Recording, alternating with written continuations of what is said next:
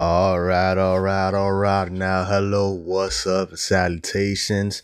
Welcome to the Miscellaneous Show. Now, here on the Miscellaneous Show, hosted by yours truly, Joey G, we talk about nearly everything and anything from animes to cinema to sports to books, anything and everything in between that we can go ahead and discuss. Now, we're going to go ahead and start off this episode with the newly released Marvel movie, Spider-Man Brand New Day. Go ahead, put the t-shirt up, as you see right here. Spider-Man. Now, when it comes to me in particular, in the Marvel universe, I'm not speaking cinematic universe, just the Marvel universe in general. My number one character is definitely Spider-Man. I just loved his wit, the way that he goes ahead and he interacts with all these different characters, whether it be from the X-Men, him and Deadpool. Let me tell you something right now. That's always a phenomenal time.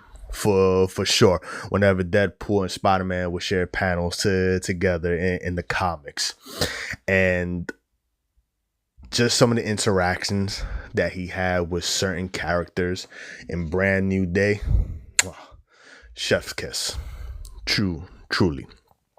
Now, I'm going to skip a little bit, all right, and I'm just going to say, like, in the DC universe is Batman. Now, when it comes to me, like I said, Spider-Man is my number one character in Marvel. However, though, I am really into the supernatural, for sure. So, if I go and list my top three within the Marvel universe itself, number one is definitely Spider-Man.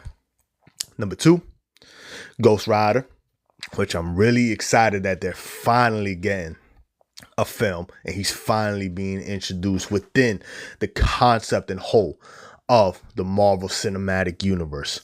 And number three is Doctor Strange. Now, I'm going to be for real with you. I'm actually a little upset that we haven't seen Doctor Strange in a little bit in any of the Marvel Cinematic movies, but I digress.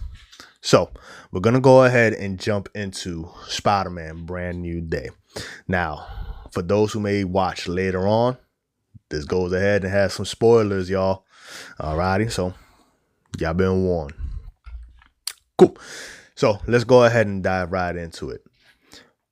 Brand New Day. I can understand why it was the second highest grossing Marvel movie behind Avengers Endgame. So when it comes to Brand New Day in particular, two things stood out for me. Number one, it was a coming of age story for Peter Parker. And number two, it was an origin story.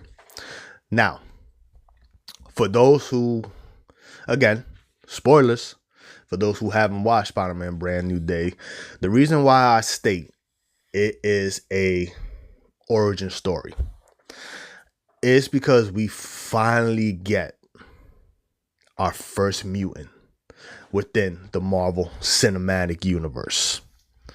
And that is none other than one of the most powerful mutants in the X-Men franchise, in Jean Grey.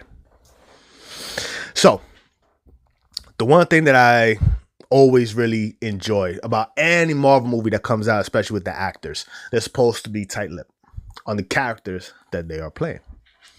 So, everybody assumed that Sada was playing Jean Grey. Obviously, deny. I mean, even Tom Holland went ahead and got in trouble by the higher ups within the Marvel universe because of the fact that he can't really go ahead and keep secrets like that, right? Cool. So everybody went ahead and assumed that Sadie was going to go ahead and play Jean Grey. But again, deny. And lo and behold, who does she end up playing? Jean Grey. I remember, so I went to go watch Brand New Day with one of my best friends. Unfortunately, our other best friend wasn't able to make it due to, certain circumstances. Now, we have watched every single Marvel movie since Iron Man together. It's kind of our tradition. So, we both knew that she was playing Jean Grey. Like, there was no ifs, ands, or buts about it, right? So when she was finally introduced in the sense of her name, because for the first few, I'm about to say probably 30 to 45 minutes of the movie, maybe a little bit less, she's just an unknown character. Okay? So with that being said, and being this unknown character, once her name pops up in the file, when Peter Parker was trying to figure out who this was, I went right to my boy, started tapping him in the leg. He was like, I told you. He's just looking at me like, bro, relax. We all knew. But it was just exciting to go ahead and finally see that on the screen. For sure. So, with that being said, the excitement was just top notch. It really was. And it just makes a lot of sense, honestly, right? That Jean Grey would be introduced in a Spider-Man movie. Now, I don't know if it makes sense for her to be the first mutant, but regardless, first mutant introduced within the Marvel Cinematic Universe. But the reason why it makes sense for her to appear in the Spider-Man movie is for the simple fact that Spider-Man has interacted a lot with the X-Men. Now, in the movie itself, right, his arachnid DNA is basically being turned up to 100. So for me, they were playing off of the storyline where Spider-Man ends up becoming Man-Spider, where he actually goes ahead and mutates into this spider, something that he's always feared that would happen to him. So for those of you who are around my age in the mid-30s, if y'all remember in the early 90s, I think it was 94, 95, around those lines, we had the show where Spider-Man goes to the X-Mansion, right? Charles Xavier's school, because he's noticing these mutations going on. And obviously, X-Men mutants. Duh. Right? So he has this interaction with them. So that concept was already out there, because in all actuality, Spider-Man is a mutant. Now, granted, yes, he was bitten by a radioactive spider that went ahead and mutated his DNA, where opposed to the X-Men, they already had some type of mutant gene within them.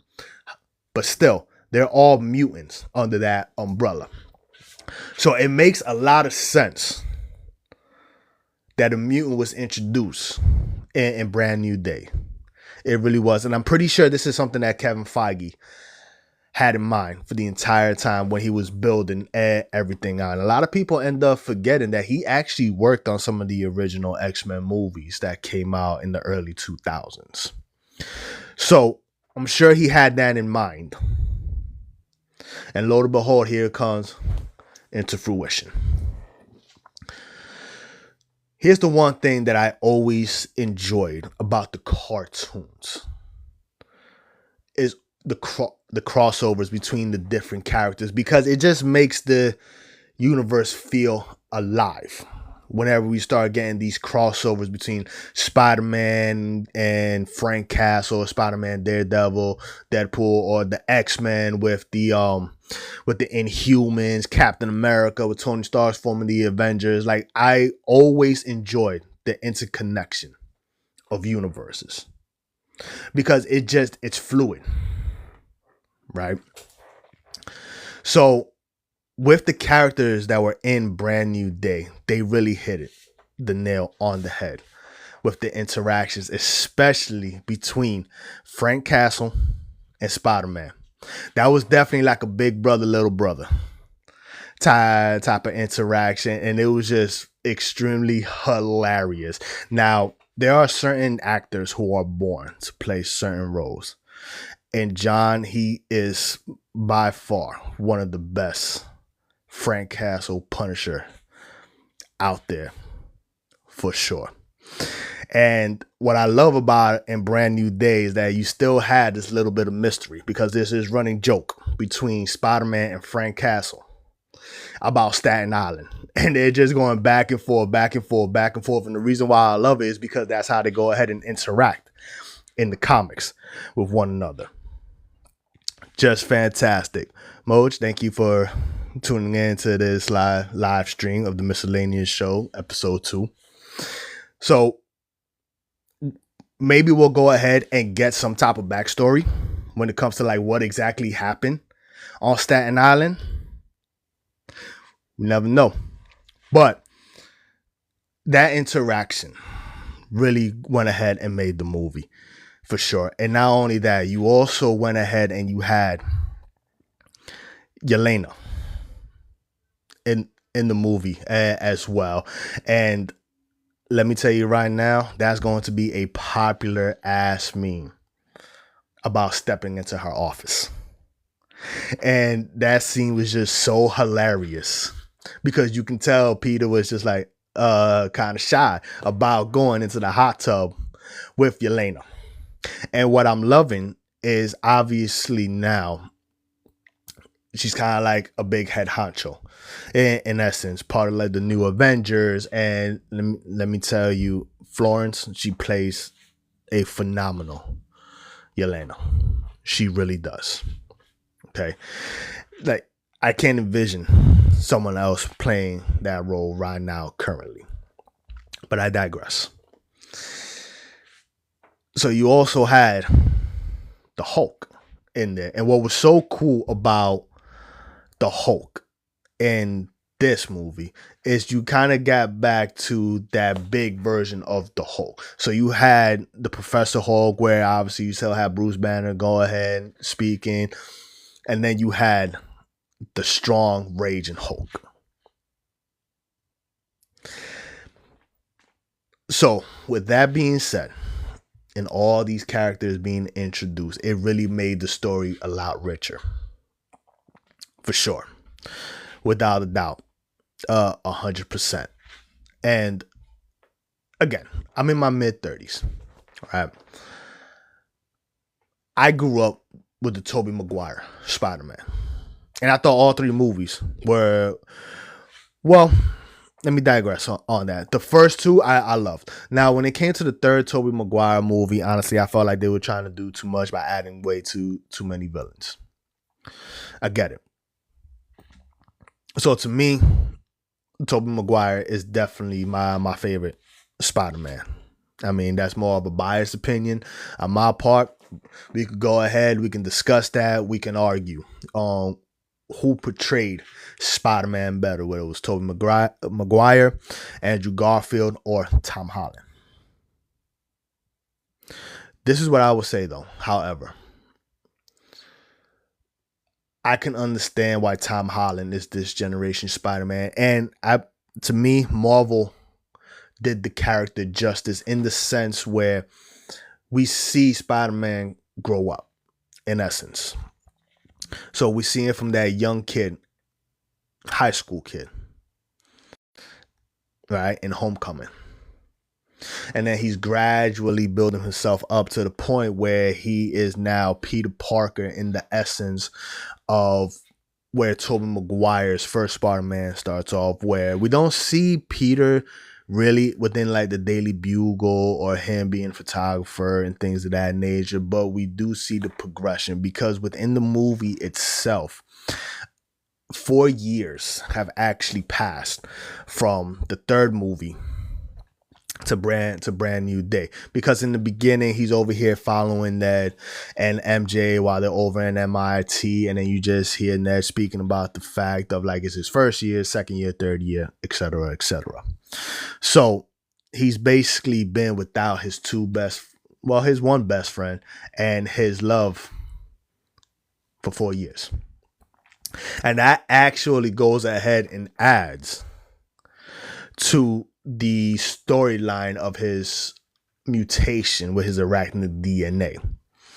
because within the movie itself, it starts stating that because of the fact that he isolated himself, he's not really interacting with anyone. He's starting to become basically depressed, and from a standpoint when it comes to spiders within the movie itself, they start to end up going into like this type of different change, and that's where you're gonna go, and that's what you see within the movie when it comes to Peter Parker. So eventually, towards the end of that movie, he basically reconciles with the fact that not only is he Spider-Man, but also Peter Parker. It's not one or the other. He's basically two halves of one whole. And his power increases to the max. Gets stronger, more agile. His spidey senses are way, way better. So to me, that's why it's a coming of age story for Spider-Man Peter Parker himself, because now he knows thyself. He knows what he's capable of and the type of hero that he wants to go ahead and be. So with that being said, I expect now a higher level when it comes to Spider-Man, especially going into Doomsday and Secret Wars. Matter of fact, that was the teaser. All right.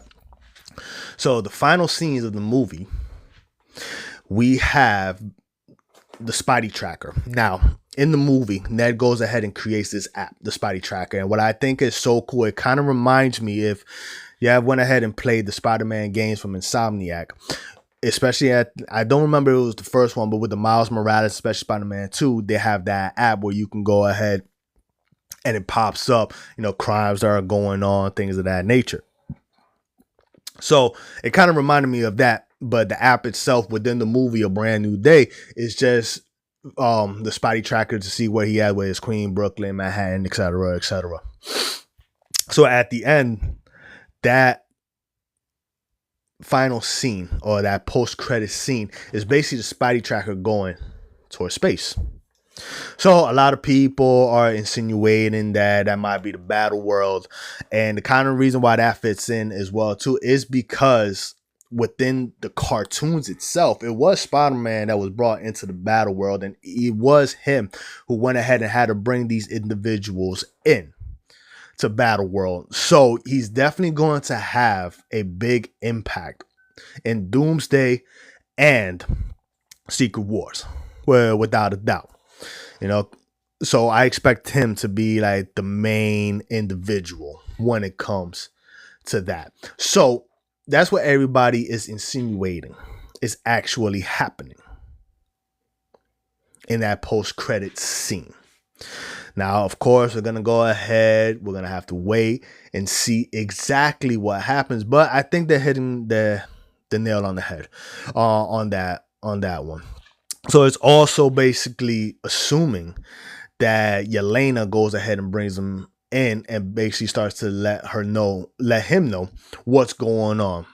Because in the Thunderbolts, we have that post-credit scene where you see the Fantastic Four ship coming into the 616 universe. And then if you have seen the Fantastic Four, you kind of know that their universe is being destroyed. And it kind of seems that that's what the concept in Doomsday, whereas these multiverses or these universes are being destroyed. And I think that's what is happening within the X-Men universe, etc., etc. And I think that's kind of I don't want to say cop out, but it's basically like the cop out in the sense of bringing all these characters together, right? Again, it kind of reminds me a lot of DC's Infinite Crisis. Okay. So again, I feel like that's Marvel and Kevin Feige's way out in the sense of having these characters together. Because now, in the sense of Jean Grey, right? Now the question arises is, have the mutants been in the Marvel Cinematic Universe all along? And if so, why have they been hiding? or have they been hiding? Or did something happen after the snap with Thanos or before? So there's all these questions now lingering on that Kevin Feige is going to go ahead and have to answer. And we're going to definitely see a little bit more of that being unveiled throughout these movies, I'm sure, because we also have rumors as well that Storm will appear in Black Panther 3, which goes ahead and actually makes a lot of sense because T'Challa and Storm did have a romantic relationship with one another. So that's actually a perfect movie to debut Storm. Now, would it also be the same thing as in Jean Grey? In a sense where, like, she's always been there. But why is she appearing now? So to me, those are good questions and fun questions to go ahead and ponder right now. But I'm sure I have the absolute faith in Kevin Feige in the sense of putting everything together. And eventually, I'm sure everything will go ahead and make sense. So, with that being said, to me, again, I can understand why Brand New Day nearly broke the box office record for a Marvel movie. It's definitely going to go ahead and break $1 billion because by the end of this weekend, I think it was up to like 920 million. Give or take. I might be missing a few millions here and there, but still, it's 900 plus millions in a week, in the weekend. That's just mind blowing. It really is. To go ahead is mind blowing. It really is. To go ahead and think of the fact that it's been over $900 million already within 3 to 4 days. Just within 3 to 4 days. Just really. So, with that being said, man, I'm excited for Doomsday. I really am. Like, the boys and I, we're gonna go ahead and watch Endgame again because apparently now in Endgame they're gonna add an extra like 6 to 8 minutes within the movie, and they're switching some things up. Now, to me, I just think that we're getting 6 to 8 minutes after that post-credit scene in the sense where when Steve Rogers went back in time and he went ahead and he placed the Infinity Stones where they should have been. I think it's starting off after you see the scene where him and Peggy are dancing. And we also get the one scene where Steve Rogers is holding his child. So those right there are the two scenes where I believe that we're going to get those extra 6 to 8 minutes. And I would not be surprised if Loki actually ends up appearing again in Endgame. And I wouldn't be surprised as well if Thor finally finds out that Loki is still alive. It's just that he's the god of stories now. And for me, anyways, I feel that Loki's going to have a big part to play in Doomsday or Secret Wars. I really do. Because obviously, like, he knows the stories and everything, how everything is intertwining with one another. So that's going to be exciting to go ahead and see. And what I love as well, too, this is new theory out there that in Infinity Wars, if you remember, Doctor Strange goes ahead and looks into all these possible futures. And when he was going through his whole meditation, right? And he tells Tony how many futures he saw, 14,605,000. And then Tony asks Doctor Strange, well, how many do we win? And Doctor Strange says 1. Now, there's theories out there suggesting that he wasn't really talking about that final battle within Endgame. He was looking even more into the future, especially with the coming of Doctor Doom. To me, that's an excellent theory to to be thrown out there. Now, how much weight does it actually have? Who knows? In all actuality, but it's not far-fetched to go ahead and believe that that's the case, right? So that is something I'm interested in seeing as well, to see if something of that nature is actually revealed in Doomsday. So with that being said, obviously Doomsday is looking to be one of the bigger Marvel Avengers movie. And look, I get the gripe when it comes to Doctor Doom himself. There's a lot of people out there are saying that they don't like the fact that now Doctor Doom is kind of like the big bad of the arc because he hasn't had that build up like Thanos had. Which, you know what? Solid argument. Here's the thing though. Personally speaking, I think that for Kevin Feige, again, in the last show of episode 1 of the Miscellaneous Show, I stated to me, I think the end all be all for the Marvel Cinematic Universe is Galactus. I really do. Because Galactus is definitely the big bad of the Marvel Universe. Okay.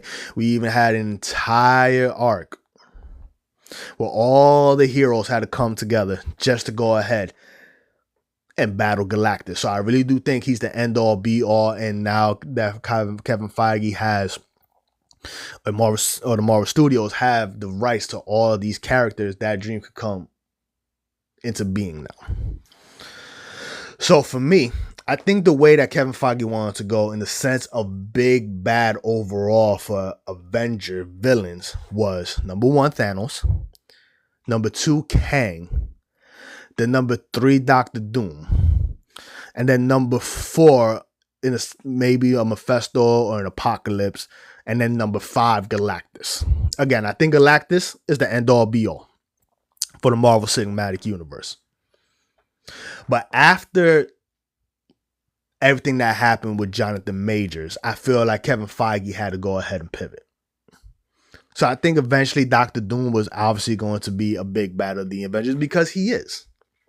All right. Doctor Doom has single-handedly soloed the Avengers. He has. So he was always going to be one of the big bats. But I just don't think that Kevin Feige had the time to build them up the way that he wanted to because of the fact that they probably had to scrap so much when it came to Kang the Conqueror. So while I understand the gripe that individuals are having about Doctor Doom being the next big bad overall for the Avengers, it does make sense. But I do believe that Kevin Feige just had to pivot because of everything that happened with Jonathan Majors. I definitely think like after Kang, it was going to be Doctor Doom regardless. And now with the X-Men in the fold, I think eventually one of the next big bads is going to be Apocalypse. Now, there's also rumors out there that it might actually end up being Mephisto. So one thing I was actually talking to my best friend about was, what if Mephisto is the one who's pulling the strings behind Doctor Doom?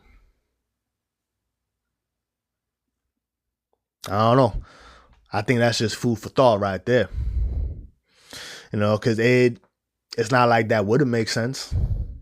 Because we're trying to figure out like, how did Doctor Doom get all these powers? How is he able to probably hop from multiverse to multiverse? Is it something that Mephisto is granting him? Is Mephisto playing a longer game? Now, we don't know too much about what Marvel has planned for Mephisto. He was introduced in Ironheart, and then nothing from there on. And now with Ghost Rider coming out, I think we're going to go ahead and start to see more of Mephisto.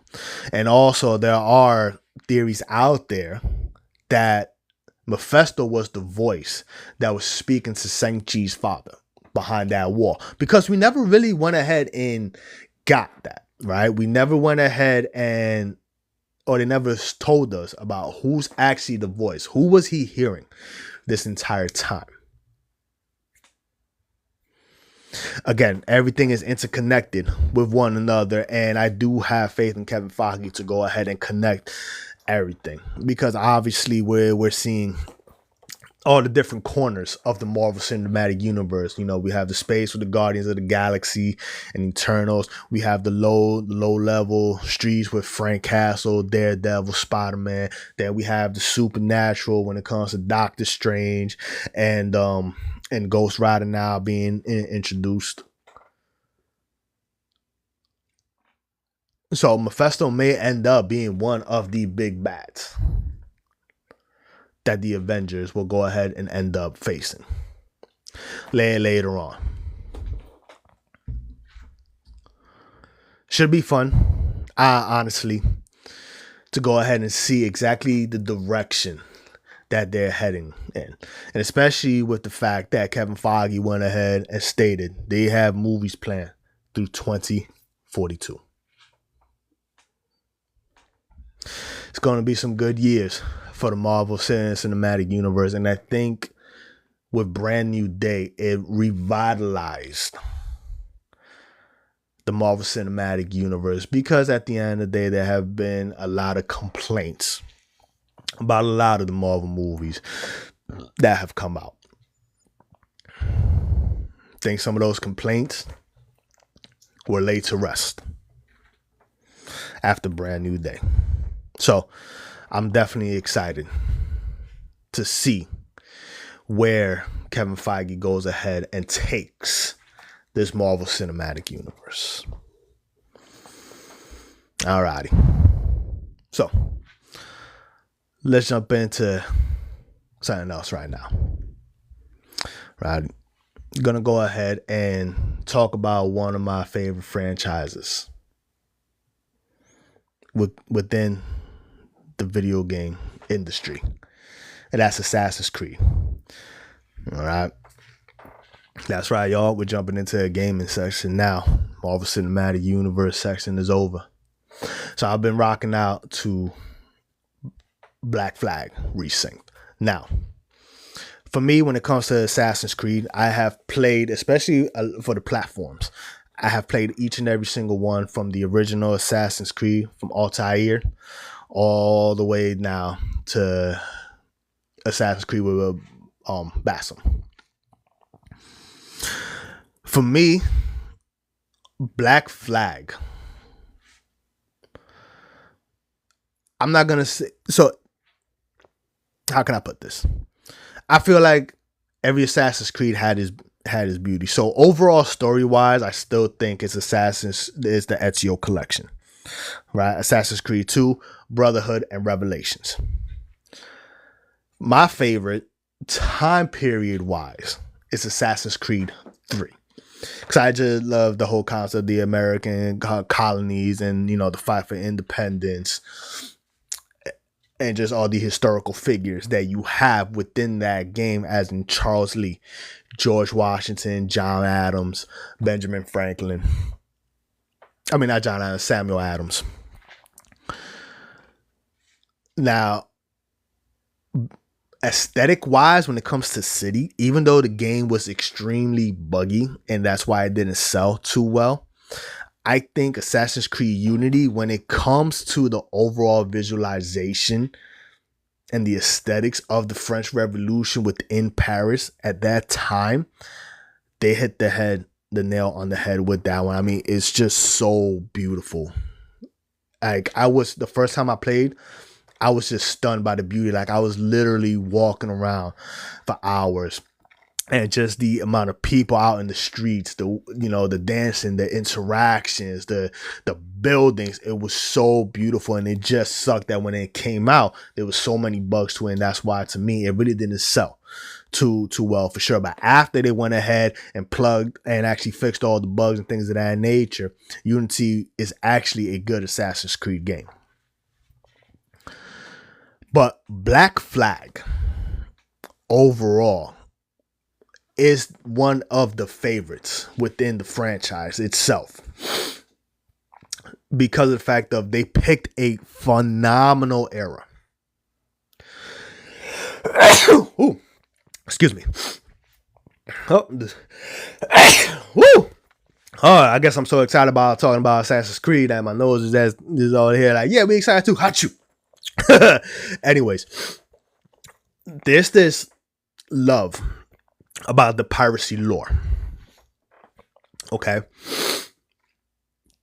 And again, this is another era where you have all these phenomenal individuals, historical figures like Blackbeard, Benjamin Hornigold.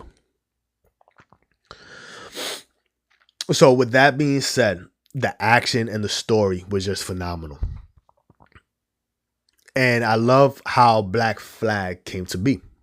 And again, it has to do with Assassin's Creed 3 because to any Assassin's Creed fans out there, if you went ahead and actually rocked out to any of the games, in Assassin's Creed 3, you got introduced to some of these naval missions with Connor. And at the time, I really didn't pay too much mind to it, but Connor goes ahead and actually states that his grandfather, Edward, sailed with a rough crowd. Now, boom, we fast forward, here comes Black Flag, and then we find out Edward was a pirate. And like many individuals of that era, they were privateers at first. Now, for those who may not know too much of the history back then, so we had the English and the Spanish at war trying to go ahead and gain control of the Caribbean with the trades, right? Because it was, it was a phenomenal trade route, especially with going to the Americas, right? So you go ahead, you go into Cuba, Hispaniola, Puerto Rico, Jamaica.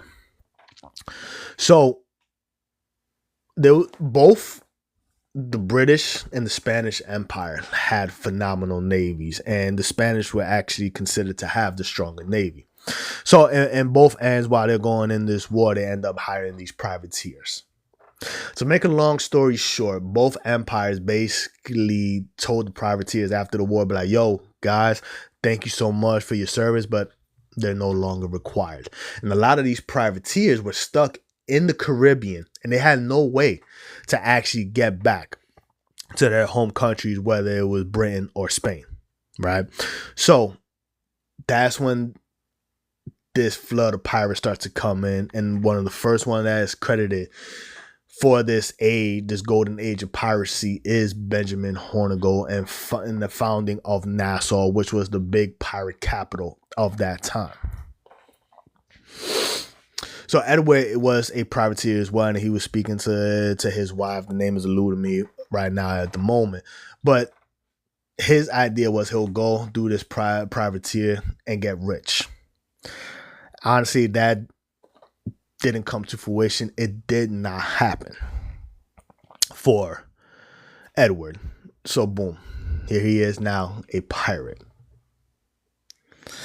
And what I love so much is obviously, again, the whole naval concept battle, things of that nature, is something that came out of Assassin's Creed 3. As a matter of fact, there were actually interviews back in the day when the original Black Flag came out that's the reason why Black Flag was made, because a lot of people really did enjoy those naval missions. So now here you go, they're throwing them into the golden age of piracy, and now it's basically a free fall.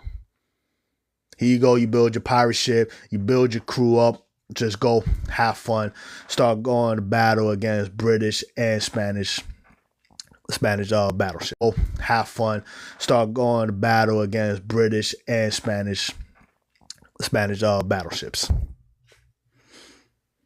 And one of the things that I loved so much in that original Black Flag was those legendary missions against those legendary ships of the British and the Spanish.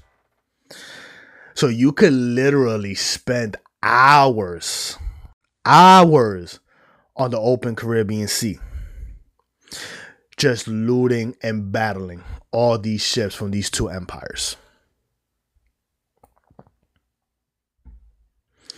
So now with Resync, again, the one problem that I always have with Ubisoft, and as much of a fan that I am of the franchise of Assassin's Creed and Ubisoft in general, every single Assassin's Creed game that comes out, it's always buggy. There's always some type of issue. that's going on. And quite frankly, it really is annoying. It truly is. Like, I can never understand why they can never go ahead and actually put out a game without any bugs. And I'll be for real with you, I kind of expect this from the new Assassin's Creed game that eventually will come out within a year and a half, an Assassin's Creed Hex. Because that has been Ubisoft's track record. They put out the game, then within probably like a month, they go ahead and they put out these patches to fix whatever bug. It could be that whenever you're parkouring up a wall, you go through the wall.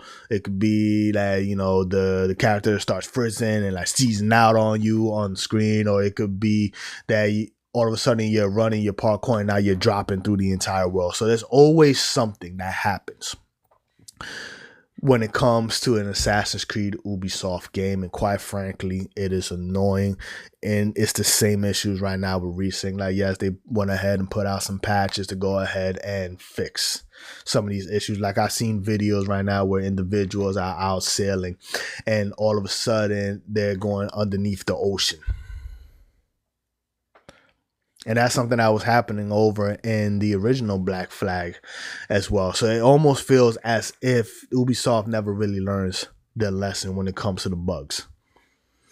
And again, as a fan of this franchise, it does get annoying after a while when Ubisoft goes ahead and puts out an Assassin's Creed game that has a whole bunch of bugs and then later on they fix it. But the thing about Assassin's Creed is the fact that you could go anywhere. Lola, thank you so much for joining the live stream here on the Miscellaneous Show. So you can go really anywhere with the Assassin's Creed franchise throughout history. People are clamoring for the Aztec Empire, which will go ahead and actually fit in very well with a lot of the mythology that Ubisoft has gone ahead and actually created. You know, if you're a fan of the Assassin's Creed games and you have gone and played majority of them, you'll know that, you know, there was a race that came before. Basically, they call them those who came before, the Isu. And what we're starting to see is that in a lot of these mythologies, especially during Valhalla in the Norse mythology, that a lot of these gods were really these Isu individuals. You know, they're powerful. They go ahead and they created these artifacts to control humanity. So that ties in very well with the Aztec Empire. You know, many individuals are saying you could go ahead and put it during the conquest of the conquistadors, you know, the fall of the Aztec empires. You could really go many different ways with it. Obviously, people were clamoring for feudal Japan, and they ended up getting feudal Japan in Assassin's Creed Shadows. For me, I've actually posted a picture of this.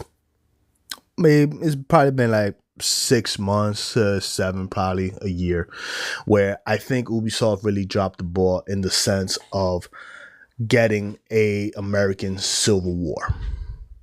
I really do, because just that era in itself is so rich with history, that American Civil War, right? The amount of figures that you can go ahead and implement in that game with the Confederate leader, Jefferson Davis, obviously Abraham Lincoln, leader of the Union. You have Frederick Douglass, you have Ulysses S. Grant, Charles, Robert E. Lee. There's so many characters. It's so rich of a history and so many amazing battles, with the start of it in Fort Sumter. You have the Battle of Gettysburg. You could have a lot of different side missions in the sense of leading slaves during the Underground Railroad, or even hijacking trains. You can even have spy missions as well. And I thought what would be a cool concept is 2 brothers on opposite sides, one for the Union and one for the Confederate. One obviously fighting for the freedom of his people, and then the other wanted to keep the status quo. And for me, I felt that Ubisoft had the chance to really go ahead and probably make that into a trilogy if they really wanted to, because they could go ahead and actually go to Africa and start that trilogy over there. You got to introduce somebody like Shaka Zulu And you can introduce how eventually a lot of these African tribes went ahead and sold their brothers to slavery to bring them into this new world in the colonies, whether it was in the Caribbean or in the Americas. And Ubisoft had that chance to really go ahead and, to me, get a really rich story, because I'm trying to think. I don't think besides Origins, we really had an Assassin's Creed game based in Africa. And like, there's so much history and rich history within Africa that Ubisoft could really go ahead and play from. And to me, they really went ahead and dropped the ball on that one. I felt like they could have definitely had a trilogy, and they could have ended it with the American Civil War, or started it with the American Civil War. And with the fact that you have all these different Isu artifacts, you can go ahead and bring back the Apple of Eden, or you could put some other different type of artifact, And I just think they really went ahead and dropped the ball, for sure. But right now we have Black Flag, and again, that was one of the better games within the Assassin's Creed franchise, for sure. And again, people really love that golden age of piracy, and that's why I feel a lot of individuals gravitated to that particular game. And that was actually the introduction for some of these people to the Assassin's Creed franchise, was Black Flag. Because again, there's something about that golden age of piracy that people really love, and I think it has to do with that whole concept of freedom. And that's something I think people go ahead and clamor for. Because basically these were individuals who were living out in the high sea and basically doing whatever it is that they wanted.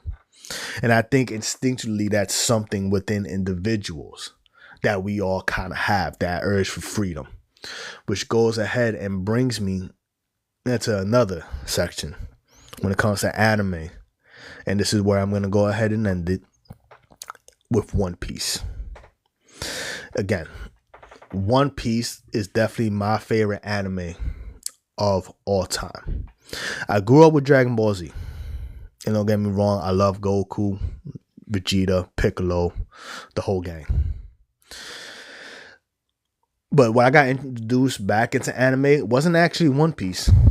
It was Fairy Tail. And I really did enjoy Fairy Tail, but one of the problems that I had with Fairy Tail and some other franchises is that I get this whole concept of the power of friendship and things of that nature, but that can't be the end all be all, y'all. It really can't, because at the end of the day, like, yeah, that's all fine and dandy, but you still got to be strong. You still have to go ahead and train yourself. It just can't be like, oh yeah, here comes the power of friendship, now we're taking down these villains. Like, no. And I think that's something that One Piece doesn't really do, in the sense of how Fairy Tail and them does. It's like, it's not heavy. Like, yes, granted, when it comes to Luffy, he does do things for his friends. Absolutely. But again, that's not the end all be all within the One Piece universe. But now in the Elbaf arc, okay, basically Luffy looks like he's on the verge of death. So when Saint Emu was about to go ahead and deliver the killing blow, Gabin steps in to help Luffy. Now in episode 1, I stated, and I started off with One Piece in episode 1. I stated that there's this theory out there that Usopp is going to die. I think that's true, but not in the way that people think. I don't think the character Usopp dies. I think his cowardice ends up dying, because he wants to, the reason why Usopp joined the Straw Hats and set out to sea was to become this brave warrior of the sea, and that became reinforced in the arc of Little Garden, where they first met the Giants. Alrighty, Dory and Broggy. So now being in Elbaf, we had this one panel where it looks like Usopp is about to get some type of observation haki. Because when Luffy goes ahead and gets stabbed and his haki is being diminished, Usopp feels that. And that's why he goes ahead and he tells Nami, do you think Luffy's all right? And Nami says, like, when is Luffy not all right?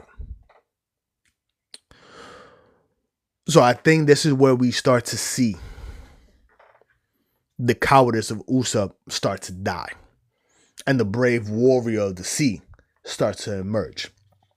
So I really do believe in the next few chapters, probably 2 or 3, you're going to see Gabin get housed by Emu. And I believe that Emu is about to go ahead and most likely kill Gabin and Luffy. And it's Usopp who ends up saving them. I believe Usopp, from that distance where he is, he's going to go ahead and snipe Saint Laurent Emu. And I think he's going to use it via whatever haki or observation haki that Ichiro Oda is going to go ahead and give Usopp. Because the one thing that I believe in this Elbaf arc is that every single character within the Straw Hats in particular are going to have an upgrade. So I think Usopp is going to have some type of observation haki, an increase that has to do with his sniper ability. And I also think we're going to see Sanji unlock the Conqueror's haki, maybe even Supreme King. Because that was something that he went ahead and spoke to Gabin about as well, because of the fact that Gabin was speaking to Zoro and he was like, listen, this is what you have. It keeps oozing out of you. You need to learn how to control it. And Sanji asked him, do you think I could go ahead and do I have Conqueror's haki? And Gabin kind of gives him like a so-so answer. And that's his kind of flimsy answer. And that to me is Oda hinting that Sanji is going to unlock that.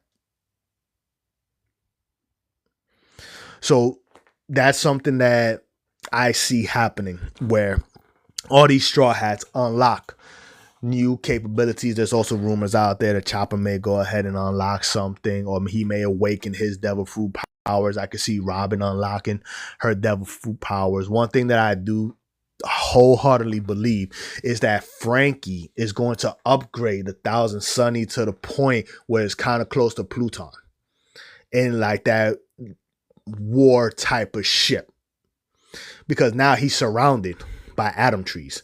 And obviously with the Straw Hats gun helping out Elbaf, and obviously we know that they're going to win this, that, and the third. I think now the Giants will basically tell Frankie, here you go, you have full access to the atom tree. And with that being said, now the Thousand Sunny is made out of the atom tree, and it was only like a small little slab. So now that he has all these atom trees around, I really do think that Frankie is going to go ahead and upgrade the Thousand Sunny to like a major warship Pluton type level. So that's what I think is going to happen. I definitely believe that everybody's going to get upgraded. And there's also another theory out there too, where we're basically in the middle of a time skip as well, because I forgot what the adventurer's name is, but basically he stated that watch how long you stay in Elbaf, because apparently it seems that time runs different.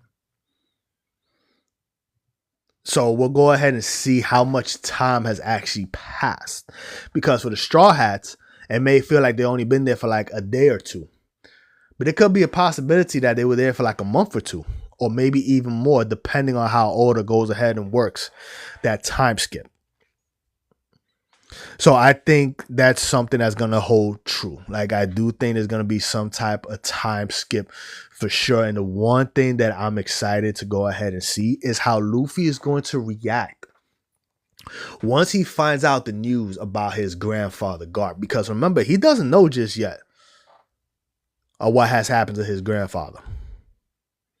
So that right there, in essence, I'm looking to go ahead and see exactly how he reacts.